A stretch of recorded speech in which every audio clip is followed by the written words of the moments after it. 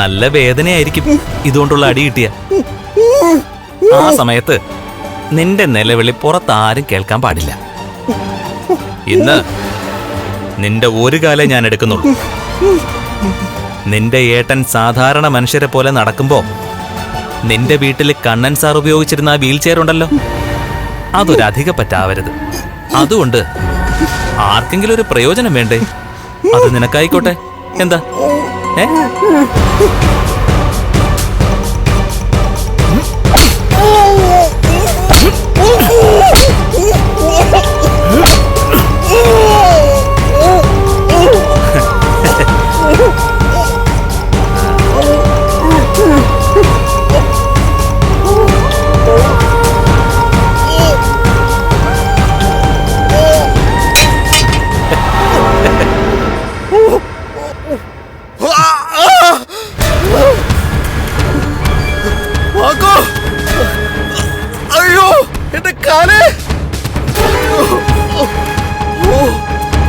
കരയണോടാ, വേദന കൊണ്ട് പുളയണം നീ. സ്വന്തം ഏട്ടന്റെ മരണം ആഗ്രഹിക്കുന്നവനാ നീ. അങ്ങനെ ഒരുത്തൻ ദൈവങ്ങൾക്ക് പോലും വെറുക്കപ്പെട്ടവനാടാ. നിന്റെ ഏട്ടൻ വിഷവാതകം ശ്വസിച്ച് ശ്വാസം മുട്ടിയിട്ട് എന്നെ രക്ഷിക്ക് എന്നെ രക്ഷിക്കെന്ന് കരഞ്ഞു പറഞ്ഞപ്പോ നീ എന്താടാ ചെയ്തത്? അതിന് നിനക്ക് തരാവുന്ന ഏറ്റവും ചെറിയ ശിക്ഷയാ ഞാനിപ്പോ നിനക്ക് തന്നിരിക്കുന്നത്. കൊലയോധരോ,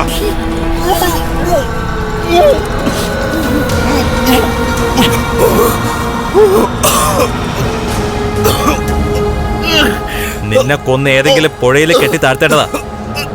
പക്ഷെ ഞാനത് ചെയ്യുന്നില്ല. ഇനി നീ ഓർമ്മയിൽ വെച്ചോ, കണ്ണൻ സാറ് നിന്നെപ്പോലെ ദുർബലനായ ഒരാളല്ല, കരുത്തന. പ്രത്യേകിച്ച് നടക്കാൻ തുടങ്ങിയത് മുതലുള്ള കണ്ണൻ സാർ. അതുകൊണ്ട് ഇനി ആ മനുഷ്യനെയും ഭാര്യയെയും അദ്ദേഹത്തിന്റെ കുഞ്ഞിനെയും നിനക്കും നിന്റെ ഭാര്യയ്ക്കും പന്ത് തട്ടാൻ പ്രയാസമായിരിക്കൂടാ. എന്ന് മാത്രമല്ല, എന്നെയും ലോപ്പസിനെയും പോലെ കണ്ണൻ സാറിനെയും അദ്ദേഹത്തിന്റെ ഭാര്യയും കുഞ്ഞിനെയും സ്നേഹിക്കുന്ന കുറച്ച് കൂടപ്പറപ്പുകള് ഇവിടെ പുറത്തുണ്ട്.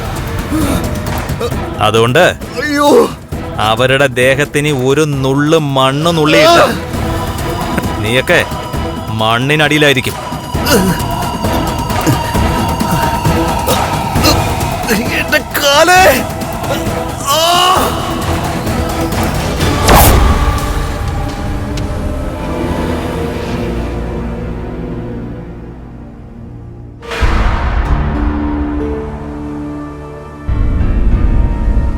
സാറേ, ഈ പറയുന്ന ഉണ്ണിയുടെ അമ്മ ഇപ്പൊ സാറിനെ സ്നേഹിക്കുന്നുണ്ട്. അവര് ആത്മാർത്ഥമായിട്ടാ സ്നേഹിക്കുന്നെന്നൊക്കെയാ പറയുന്നേ. പക്ഷേ അങ്ങനെ സാറിന്റെ കണ്ണിൽ പൊടിയിട്ടിട്ട് എപ്പോഴെങ്കിലും വിഷം വിളമ്പി തരുമെന്ന് പറയാൻ പറ്റില്ലല്ലോ സാറേ. എനിക്കിങ്ങനൊരു ശ്വാസം മുട്ടലുണ്ടായപ്പോ അമ്മയാ ഉണ്ണിയെ വിളിച്ച് പുറത്തിറക്കിയത്. എന്നെ പെട്ടെന്ന് കൊണ്ടുപോകാൻ പറഞ്ഞതും അമ്മയാ. അതൊക്കെ സാറിനെ തെറ്റിദ്ധരിപ്പിക്കാൻ വേണ്ടി ചെയ്തതാണെങ്കിലോ? അവൻ സാറിനെയും കൊണ്ട് ഹോസ്പിറ്റലിലേക്ക് വരികയാണെങ്കിൽ സാർ ഹോസ്പിറ്റലിൽ എത്തില്ലെന്ന് അവന്റെ അമ്മയ്ക്കും അറിയാം, ഭാര്യയ്ക്കും അറിയാം. ആരെയും അത്രയ്ക്ക് കണ്ണുടച്ച് വിശ്വസിക്കാൻ പറ്റില്ലല്ലോ ഓപ്പസേ. മഹിയും പിന്നെ നിങ്ങൾ ഉൾപ്പെടുന്ന ചില സുഹൃത്തുക്കളെയും അല്ലാതെ.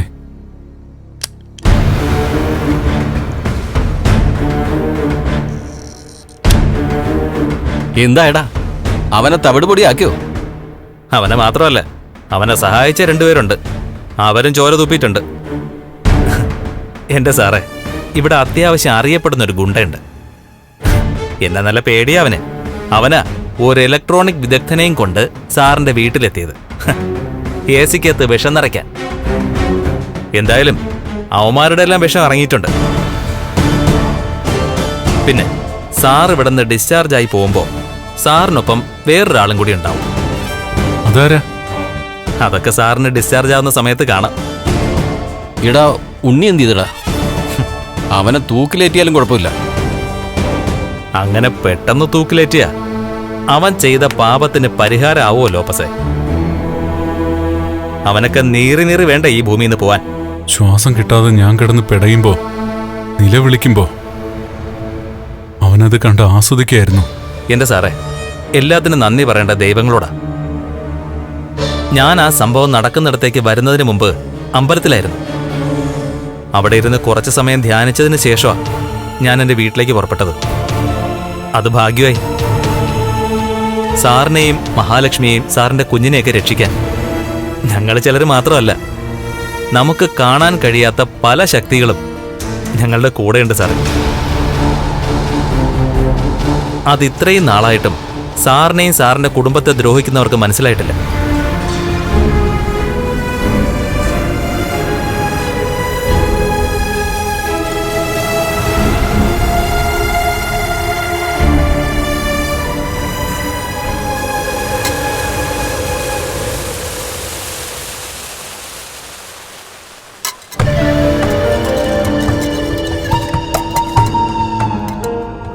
ചായ ഇട്ട് വെച്ചിട്ടുണ്ട്, എടുത്ത് കുടിക്കാൻ നോക്ക്.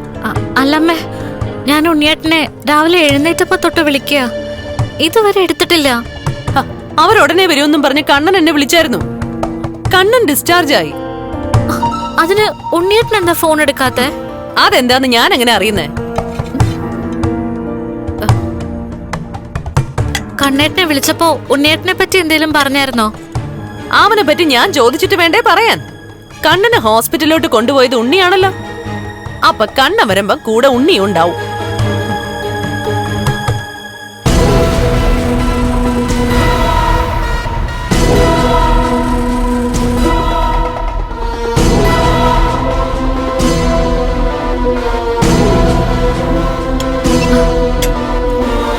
കണ്ണേട്ടന് എന്താ സംഭവിച്ചെന്നോ മറ്റോ പറഞ്ഞായിരുന്നോ അമ്മേ? അതൊക്കെ ഇവിടെ എത്തിയിട്ട് പറയാമെന്നാ കണ്ണൻ പറഞ്ഞ.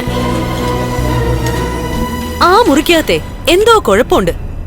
രാവിലെ ഞാൻ ബെഡ്ഷീറ്റ് വിരിക്കാൻ പോയപ്പോഴേ അവിടെ മൊത്തത്തിലൊരു സ്മെല്ലുണ്ടായിരുന്നു. ഒരു വൃത്തികെട്ട സ്മെല്ല്. എനിക്കും ചെറിയൊരു ശ്വാസമുട്ടല് തോന്നിയോണ്ടേ ഞാൻ പെട്ടെന്ന് മുറിയിൽ നിന്ന് ഇറങ്ങി പോരുമായിരുന്നു. ഇനി ഏസിക്ക് എന്തേലും കുഴപ്പം പറ്റിയോന്ന് അറിയില്ലല്ലോ അമ്മേ. എന്തായാലും കണ്ണൻ വലിയൊരു ആപത്തിന്നാ രക്ഷപ്പെട്ടത്. എന്നുവെച്ചാ അവനിവിടുന്ന് പോയ ശേഷമേ സകല ദൈവങ്ങളെയും വിളിച്ച് പ്രാർത്ഥിക്കുകയായിരുന്നു ഞാൻ. ഒരുപാട് നേർച്ചകളും നേർന്നു. ഇനിയിപ്പൊ അവൻ നശിച്ചു പോണേന്ന് ഞാൻ പ്രാർത്ഥിച്ചാലേ അത് എന്നെ നിന്നെയൊക്കെ തിരിഞ്ഞു കൊത്തുകയുള്ളൂ. കരണേ, ഇതുവരെയുള്ള അനുഭവങ്ങളും അതായിരുന്നല്ലോ.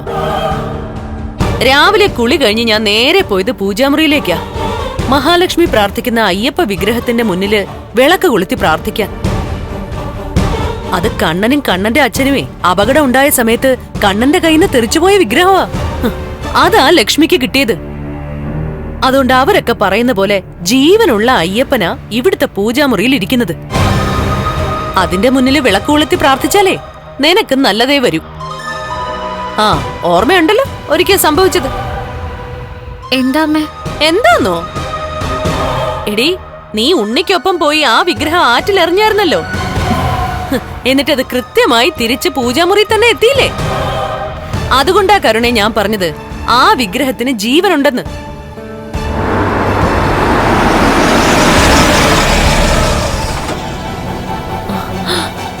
സത്യം. ദേ, പോയി വാതില് തുറക്ക്. കണ്ണനെയും കൊണ്ട് ഉണ്ണി വന്നതായിരിക്കും. ചെല്ല്.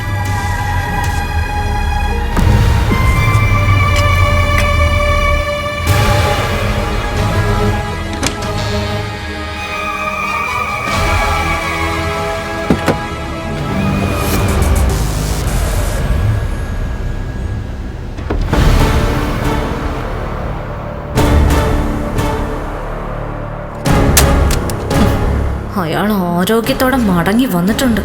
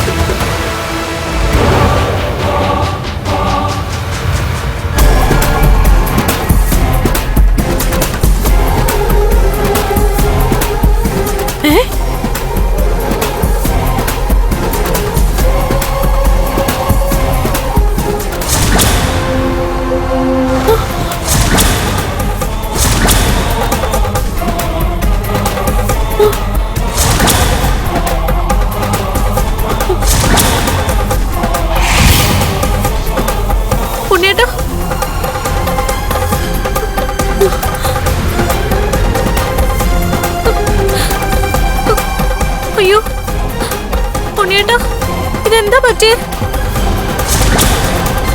അയ്യോ മോനെ, നിനക്ക് എന്താടാ മോനെ പറ്റിയത്? നീ എന്താടാ ഒന്നും പറയാത്തെ? കണ്ണനെവിടെ?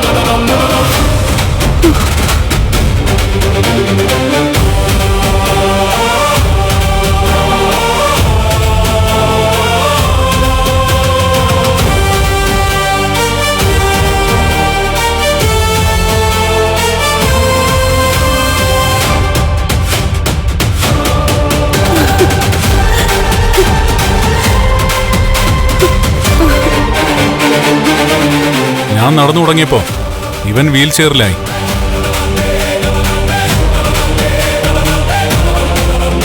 എന്താ എന്റെ ഉണ്ണിയേട്ടന് സംഭവിച്ചത്?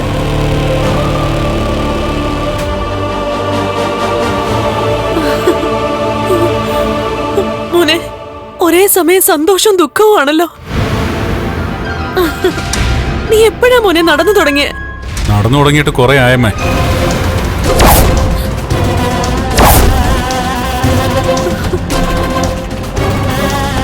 അതിന്നലെ രാത്രി ഇവന് മനസ്സിലായി. പിന്നെ ഇനി അഭിനയം വേണ്ടാന്ന് തോന്നി. ഉണ്ണിയേട്ടന് എന്താ പറ്റിയത്? ഇവന്റെ ഈ അവസ്ഥയ്ക്ക് ഉത്തരവാദി ഞാനല്ല, മാർക്കോയാ. അവനങ്ങനെ ചെയ്യാനും കാര്യമുണ്ട്. ഇന്നലെ രാത്രി എ സിക്കകത്ത് വിഷവാതകം കടത്തിവിട്ടത് വേറെ ആരുമല്ല, അമ്മയുടെ മോൻ തന്നെയാ.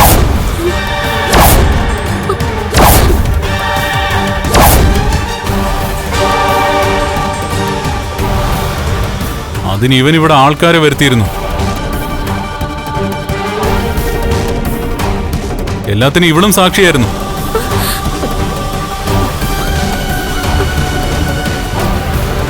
ആണോടി?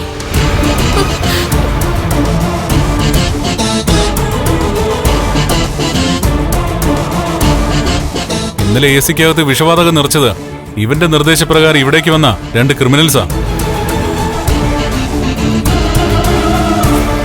തീർന്നില്ല. അമ്മയെ ഒഴിവാക്കിയിട്ട് ഇവൻ എന്നെ ഹോസ്പിറ്റലിലേക്ക് കൊണ്ടുപോയത് എന്റെ ജീവൻ രക്ഷിക്കാനല്ല, ജീവൻ എടുക്കാനാ.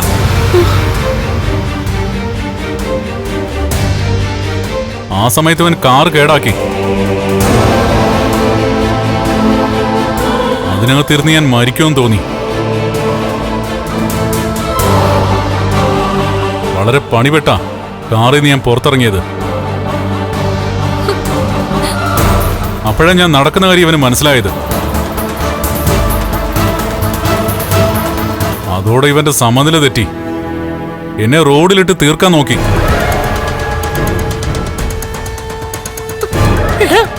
ഇപ്പഴും നീ ഇങ്ങനെയൊക്കെ ചിന്തിക്കുവാണോ? ആ സമയത്താ ദൈവദൂതനെ പോലെ മാർക്കോയും ലോപ്പസും വന്നത്. അതുകൊണ്ട് എനിക്കിപ്പോ ജീവനോട് തിരിച്ചു വരാൻ പറ്റി. എന്നെ ലോപ്പസ് ഹോസ്പിറ്റലിലേക്ക് കൊണ്ടുപോയി. ഇവനെ മാർക്കോ അവന്റെ വീട്ടിലേക്കും കൊണ്ടുപോയി. പിന്നെ ഇവനെ ഈ പരുവത്തിലാണ് ഞാൻ കാണുന്നത്. ഒരു കാലിനാ പരിക്ക്. ഇനി 2 കാലും കൈയും മാർക്കോ എടുക്കുമെന്ന് പറഞ്ഞിട്ടുണ്ട്. മോനെ, എനിക്കൊരു ദുഃഖവും ഇല്ല. ഇനിയെങ്കിലും ഇവനൊരു മനുഷ്യനാവാൻ ശ്രമിക്കട്ടെ. ഇവനെ കൊണ്ട് പോടി.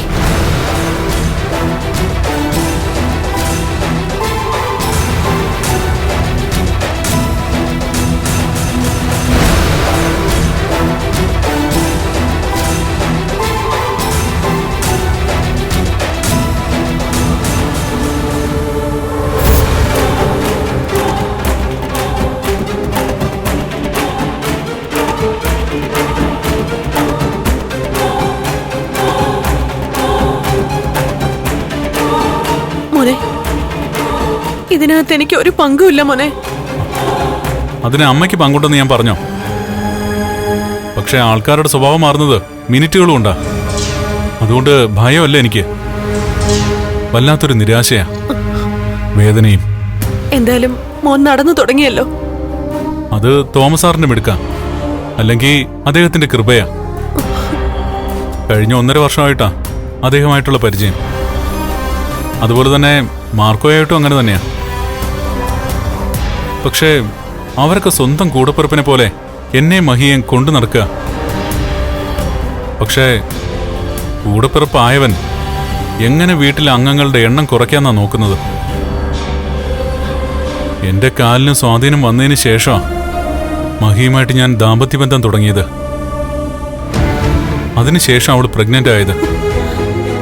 അന്ന് അവളുടെ കുഞ്ഞ് മറ്റൊരുത്തിന്റെ ആണെന്നും പറഞ്ഞ് എന്നെ മഹിയെ ആക്ഷേപിക്കുമ്പോ എന്നെങ്കിലും ഒരു ദിവസം അതൊക്കെ തിരിഞ്ഞു കൊത്തുമെന്ന് എനിക്കറിയായിരുന്നു. എല്ലാം ലക്ഷ്മിയുടെ നന്മയും പ്രാർത്ഥനയും കൊണ്ട് സംഭവിക്കുന്നതാ മോനെ. അവളെപ്പോലെ നല്ല പെൺകുട്ടികളെ ജീവിതത്തിലേക്ക് വന്നാലേ ഒരാണിന് ഉയർച്ചയേ ഉണ്ടാവുകയുള്ളൂ. ഇപ്പൊ ഒരുത്തി പോയല്ലോ ഉണ്ണിയും കൊണ്ട്. അവള് കാരണം അവന്റെ ആയുസ് പോലും കുറയുമെന്നാ എനിക്ക് തോന്നുന്നത്. വാ മോനെ.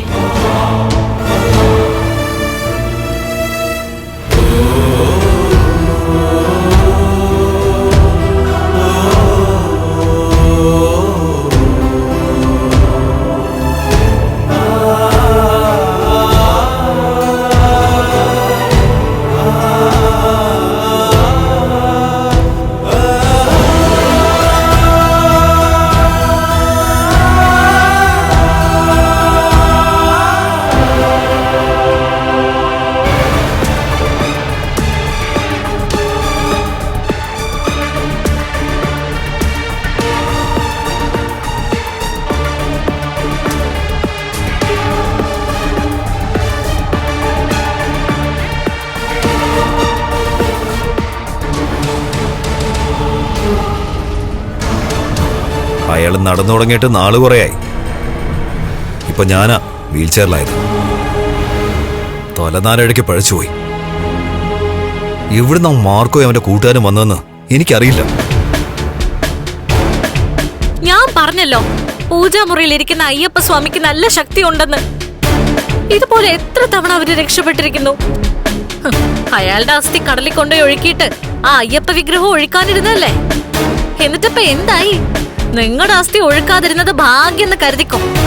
ഇനിയിപ്പോ താഴെ ഇരിക്കുന്ന ആള് കടുത്ത നിലപാടെടുക്കുമെന്നറിയില്ല. നിങ്ങൾ വീൽ ചെയറിൽ വരുന്നത് കണ്ടപ്പോ ചെറിയൊരു ഞെട്ടലുണ്ടായി നിങ്ങളുടെ അമ്മയ്ക്ക്. എന്നാൽ അതിനേക്കാളും അവര് സന്തോഷിച്ചു നടന്നു വരുന്ന കണ്ണനെ കണ്ടിട്ട്. സ്വന്തം മോനോടല്ല, അവരുടെ ഭർത്താവിന്റെ ആദ്യ ബന്ധത്തിലുള്ള കുട്ടിയോടാ അവർക്കിപ്പോ സ്നേഹം. എന്റെ അമ്മയെ പോലെ തന്നെ. നീ എന്നൊന്ന് പിടിക്ക, എന്നിട്ട് അവിടെ ഒന്ന് കിടത്ത്. എന്നെ കൊണ്ടൊന്നും വയ്യ. നിങ്ങൾ ഭയങ്കര ആവേശത്തോടെ പോയതല്ലേ, കയറി കിടക്കാനും ആ ആവേശം കാണിക്കേ. നിന്റെ മുത്തശ്ശി ഒരുപാട് കോംപ്രമൈസ് ചെയ്തിട്ടാ ഞാൻ നിന്നെ തിരികെ വിളിച്ചത്. അതുകൊണ്ട് എന്താ പ്രയോജനം? ഇനി എത്ര കാലം എടുക്കും നിങ്ങളൊന്ന് എഴുന്നേറ്റ് നടക്കാൻ? എന്റെ അച്ഛനും ആ വാമദേവനും ജയിലിലായി. മേഘൻ എന്ന് പറയുന്ന ഒരുത്തൻ ഇപ്പൊ മുകളിലേക്ക് നോക്കി കിടക്കുക. അതിന്റെ കൂടെയാ ഇപ്പൊ നിങ്ങൾ ഈ പരുവത്തിലായത്.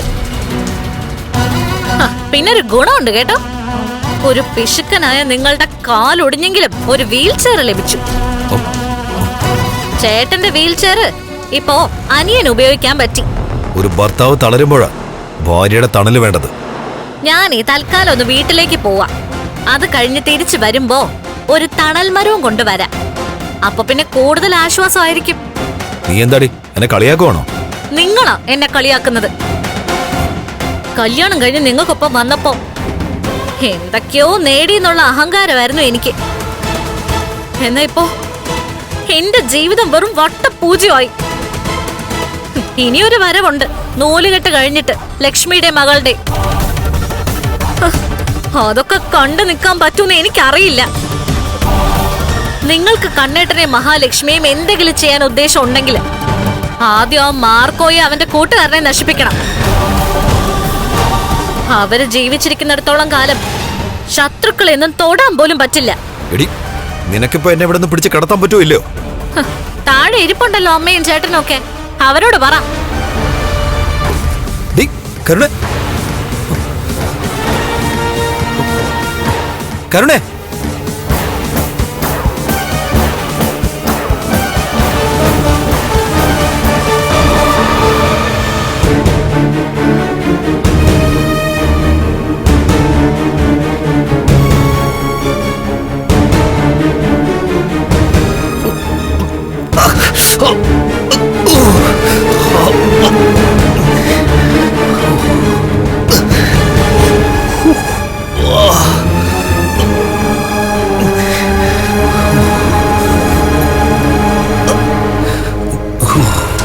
ഒന്ന് വീണ് കഴിഞ്ഞാൽ ആരും സഹായത്തിനില്ലാതിപ്പോ മനസ്സിലായി.